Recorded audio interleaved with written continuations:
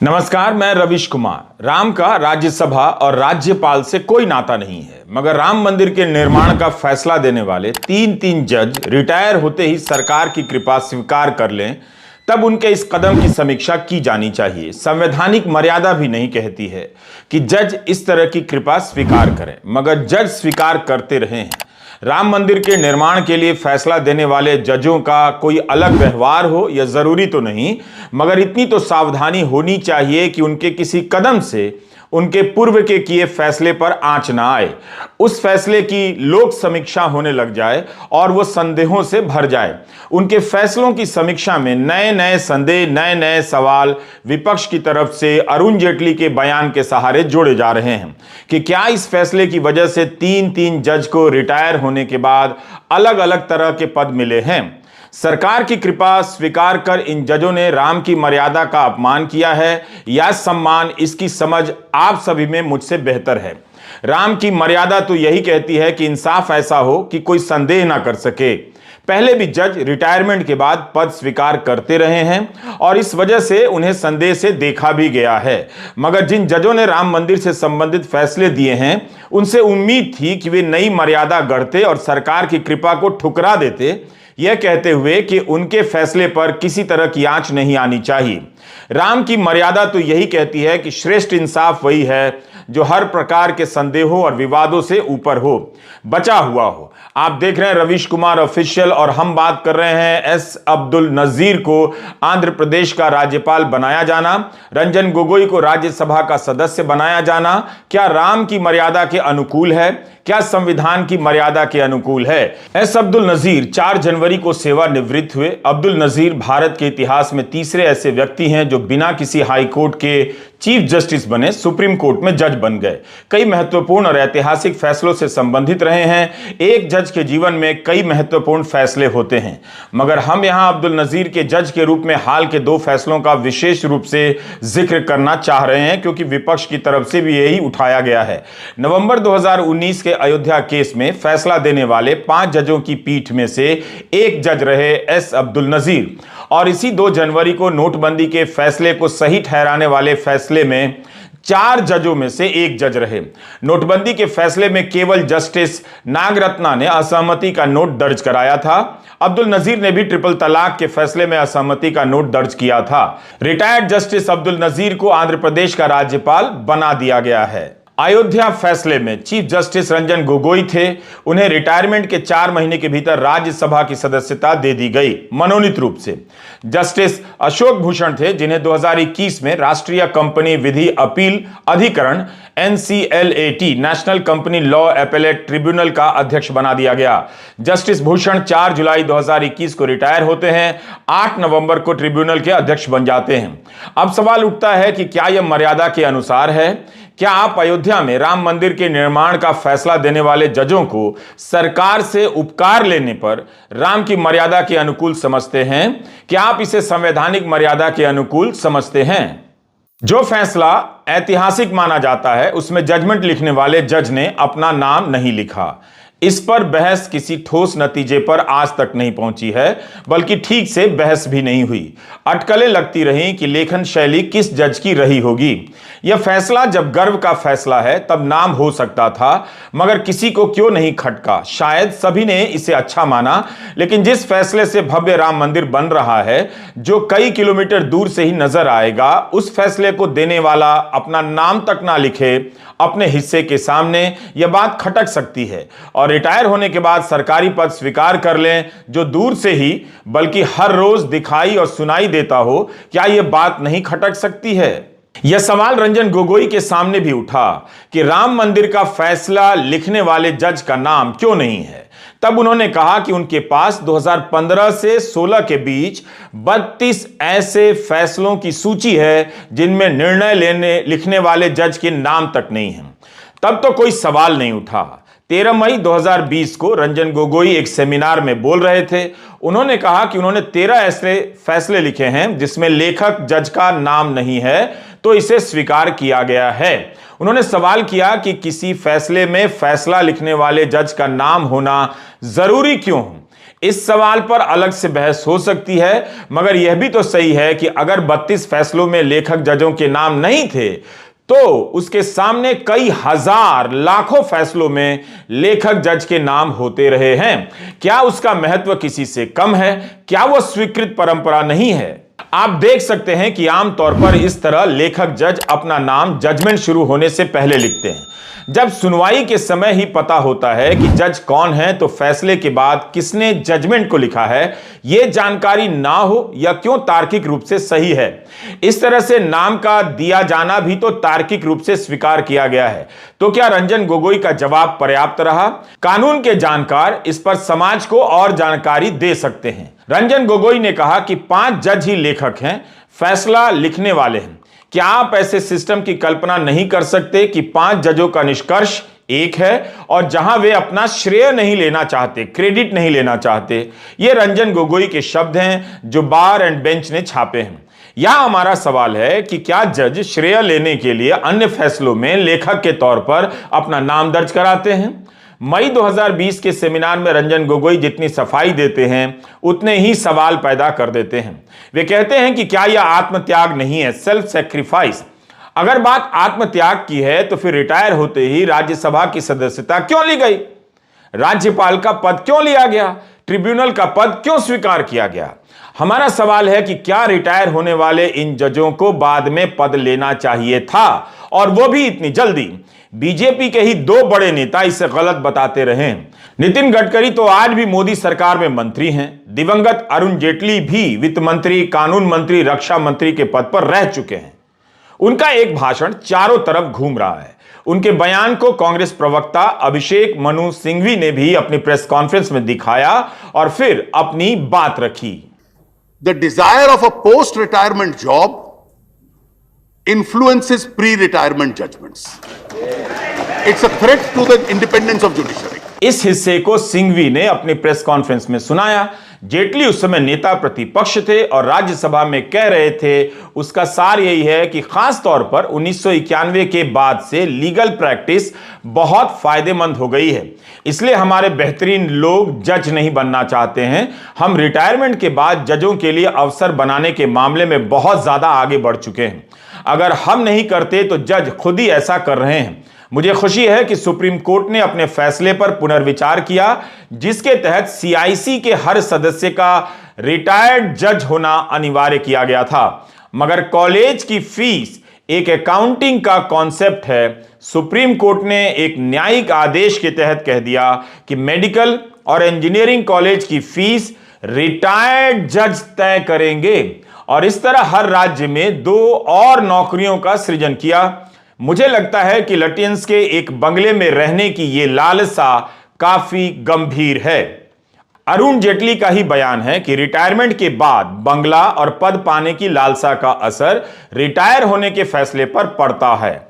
यह न्यायपालिका के लिए खतरा है। जेटली 2013 में यह बात कह रहे हैं, जिसके 1 साल बाद मोदी सरकार आती है। क्या मोदी सरकार ने इस खतरे को दूर करने के लिए कुछ भी किया? क्या जजों ने नई मर्यादा कायम करने की कोशिश की? क्या जेटली की बातों को दोहराते हुए हम कह सकते हैं कि मोदी राज में जो जज रिटायरमेंट के बाद पद ग्रहण कर रहे हैं उनकी इस लालसा या लालच का रिटायरमेंट के पहले के फैसलों पर असर पड़ा होगा? अगर यह बात सही है तो मेरा सवाल भी सही है कि क्या राम की मर्यादा का उल्लंघन हुआ है? अरुण जेटली के बयान के अनुसार राज्यसभा की सदस्यता को लेकर रंजन गोगोई, राज्यपाल के पद को स्वीकार कर अब्दुल एस नजीर और ट्रिब्यूनल के अध्यक्ष पद को स्वीकार कर अशोक भूषण ने क्या संदेह पैदा करने की गुंजाइश नहीं छोड़ी है। पीआरएस लेजिस्लेटिव रिसर्च की साइट पर राज्यसभा में रंजन गोगोई की उपस्थिति का रिकॉर्ड देख रहा था। 19 मार्च 2020 से उनकी सदस्यता शुरू होती है। 6 फरवरी 2023 तक उनकी उपस्थिति केवल 29% है। इसके मुकाबले सभी सदस्यों का राष्ट्रीय औसत 79% है, जो कि काफी अधिक मालूम पड़ती है। रंजन गोगोई ने आज तक कोई सवाल नहीं पूछा है। सवाल वाले कॉलम के आगे 0 लिखा है। डिबेट वाले कॉलम के आगे नॉट अवेलेबल लिखा है। कोई प्राइवेट मेंबर बिल लेकर नहीं आए। यह सब जानकारी पीआरएस की साइट पर है, आप देख सकते हैं। रंजन गोगोई ने अपनी जीवनी लिखी है जिसमें रिटायरमेंट के 4 महीने बाद राज्यसभा की सदस्यता लेने को सही ठहराया है। उन्होंने कहा है कि जब पेशकश की गई तब कोई हिचक नहीं हुई। वे पूर्वोत्तर और न्यायपालिका से संबंधित मुद्दों को उठाना चाहते थे, मगर उन्होंने तो कोई सवाल ही नहीं पूछे। पत्रकार श्रीनिवासन जैन ने उनसे अदानी पूर्व एनडीटीवी के लिए एक सवाल पूछा कि आपकी उपस्थिति इतनी कम है, तो उन्होंने कहा कोरोना की महामारी के कारण ऐसा हो गया। कोविड के कारण वे सदन नहीं आ रहे थे। रंजन गोगोई ने कहा कि वे नामित सदस्य हैं, किसी पार्टी के सदस्य नहीं। केंद्र की सलाह पर राष्ट्रपति ने उन्हें राज्यसभा के लिए मनोनीत किया था। सुप्रीम कोर्ट के रिटायर्ड चीफ जस्टिस सतशिवम को लेकर भी सवाल उठे थे जब उन्हें केरल का राज्यपाल बनाया गया। जस्टिस सतशिवम ने अमित शाह के खिलाफ एक एफआईआर रद्द कर दी थी। अप्रैल 2013 में तुलसीराम प्रजापति के केस में उनके खिलाफ दूसरी एफआईआर दर्ज हुई थी, जिसे जस्टिस सतशिवम ने रद्द कर दिया। 3 सितंबर 2014 को द हिंदू के जे वेंकटेशन से उन्होंने कहा कि उस समय यानी 2013 में किसी को पता नहीं था कि अमित शाह बीजेपी के अध्यक्ष बनेंगे और हमने अमित शाह को क्लीन चिट नहीं दिया था। उन्हें इस बात का दुख था कि पूर्व चीफ जस्टिस को लेकर इस तरह के सवाल उठाए जा रहे हैं। आजाद भारत में सुप्रीम कोर्ट से 4 ऐसे जज रिटायर हुए हैं जो बाद में राज्यपाल बनाए गए।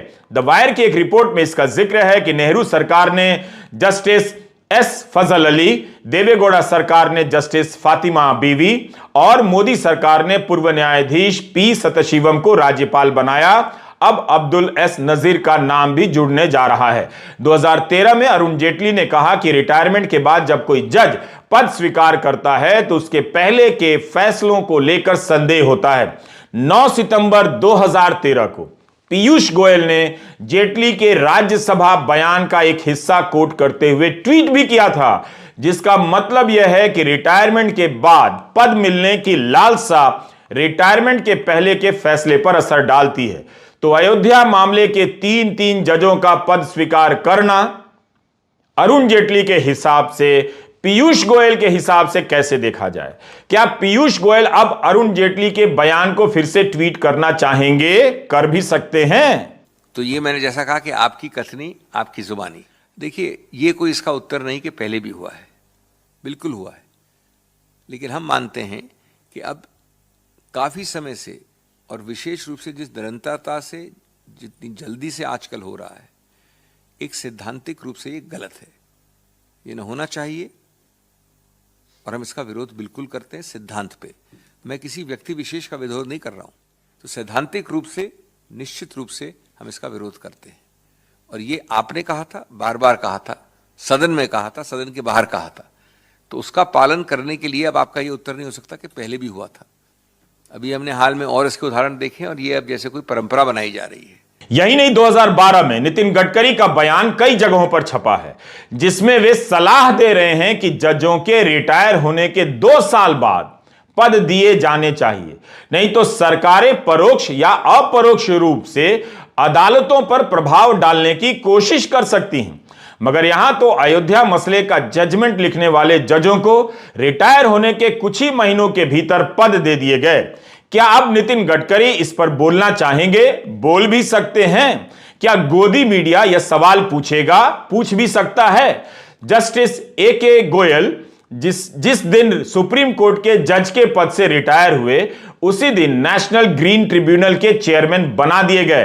ट्रिब्यून अखबार में छपा है कि उसी दिन उनके बेटे निखिल गोयल को हरियाणा में अतिरिक्त महाधिवक्ता का पदभार दे दिया गया।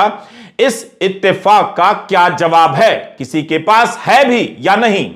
इस बयान में गडकरी ने यह भी कहा कि मैं पूरी जिम्मेदारी से कहना चाहता हूं कि सुप्रीम कोर्ट और हाई कोर्ट के जजों के लिए तो पहले से तय होता है कि किसे कौन से आयोग का अध्यक्ष बनाया जाएगा। तो फिर चीफ जस्टिस रंजन गोगोई को राज्यसभा में भेजना, जस्टिस अब्दुल नजीर को राज्यपाल बनाया जाना, जस्टिस अशोक भूषण को एनसीएलटी का अध्यक्ष बनाया जाना, क्या गडकरी जी के मुताबिक पहले से तय था? क्या गडकरी जी अब मीडिया के सामने आकर बोल सकते हैं कि पहले से तय था या नहीं? या ऐसा होना अब सामान्य है, या यह सब अच्छी लगने वाली बातें विपक्ष में रहकर बोली जाती हैं, बोलने के लिए बोली जाती हैं, तुकबंदी के लिए बोली जाती हैं। सत्ता में आते ही वही सब किया जाता है जो होता रहा है और किया जाता रहा है। तब कांग्रेस नेता मनीष तिवारी ने कहा था कि जेटली को पता होना चाहिए कि कुछ आयोग ऐसे होते हैं जिसके लिए सेवारत या सेवानिवृत्त जज ही योग्य होते हैं, मगर राज्यपाल का पद तो स्वायत्त पद नहीं होता। हम सब जानते हैं कि वह केंद्र का प्रतिनिधि होता है, उसके ही एजेंट के तौर पर काम करता है। इसके अनेक उदाहरण हैं। भले ही सैद्धांतिक तौर पर कुछ भी कहा जाए, लेकिन राज्यपाल होता तो केंद्र का ही एजेंट है, अब तो राजनीतिक कार्य भी करने लगा है। हम नहीं कहते कि इन पदों को स्वीकार कर लेने भर से इनके फैसले संदिग्ध हो जाते हैं। बीजेपी के ही नेता कहते रहे हैं कि इन पदों को स्वीकार कर लेने भर से इनके फैसले संदिग्ध हो जाते हैं, मगर बीजेपी के नेता अब क्या कहते हैं जब रिटायरमेंट के तुरंत बाद जजों को पद दे दिए जाते हैं। एक विवाद और चल रहा है। 7 फरवरी को मद्रास हाईकोर्ट में 5 नए जजों की नियुक्ति हुई। इनमें लक्ष्मण चंद्रा विक्टोरिया गौरी भी शामिल थीं। जस्टिस गौरी पहले मदुरई बेंच में बतौर सहायक सॉलिसिटर जनरल पेश हो चुकी हैं। इन पर कथित रूप से आरोप लगाया गया कि वे अल्पसंख्यक समुदायों के खिलाफ नफरती बयान देती रही हैं। जिस वक्त उनका शपथ ग्रहण समारोह चल रहा था, सुप्रीम कोर्ट उनकी नियुक्ति के खिलाफ याचिका सुन रहा था। जब तक शपथ ग्रहण समारोह समाप्त हुआ, सुप्रीम कोर्ट याचिका खारिज कर चुका था। हालांकि जस्टिस गौरी के समर्थन में भी बड़ी संख्या में वकीलों ने पत्र लिखा कि बतौर एक महिला वकील उन्होंने बहुत मेहनत की है। कई जगहों पर छपा है कि गौरी भाजपा की महिला मोर्चा की जनरल सेक्रेटरी रह चुकी हैं। इंडियन एक्सप्रेस में छपा है कि जस्टिस गौरी ने जवाब में कहा था कि सितंबर 2020 में मदुरई में सहायक सॉलिसिटर जनरल का पदभार संभालने से 3 महीने पहले उन्होंने भाजपा के सभी पदों से इस्तीफा दे दिया था और पार्टी की सदस्यता छोड़ दी थी। अमर उजाला में कानून मंत्री किरण रिजिजू का बयान छपा है। अखबार लिखता है कि कानून मंत्री ने समर्थन किया है कि राजनीतिक दलों से जुड़े वकील जज बन सकते हैं। पहले भी संसद के मौजूदा सदस्यों को जज बनाया जा चुका है। Justice KS. हेगड़े और जस्टिस बहारुल इस्लाम जब हाई कोर्ट जज नियुक्त हुए तब कांग्रेस के सांसद थे। अब समझना यह है कि अरुण जेटली के बयान को आज की भाजपा या मोदी सरकार किस नजर से देखती है। क्या तब जेटली झूठ बोल रहे थे कि जजों को फैसले के हिसाब से रिटायरमेंट के बाद पद दिया जाता है? तब गडकरी क्या लोगों को प्रभावित करने के लिए बोल रहे थे कि रिटायरमेंट के 2 साल बाद पद दिया जाए? मगर यहां तो उसी दिन पद देने के उदाहरण मिलते हैं। जस्टिस अब्दुल नजीर का राज्यपाल बनना, चीफ जस्टिस रंजन गोगोई का राज्यसभा का मनोनीत सदस्य बनना, जस्टिस अशोक भूषण का ट्रिब्यूनल का अध्यक्ष बनना, इनकी नियुक्तियों को क्या उनके पहले के फैसले से जोड़ा जा सकता है? राम की मर्यादा और संवैधानिक मर्यादा दोनों के हिसाब से क्या ऐसा करना सही लगता है? इस सवाल पर उचित मंचों पर बहस चलती रहे और सवाल भी उठते रहे। नमस्कार, मैं रविश कुमार।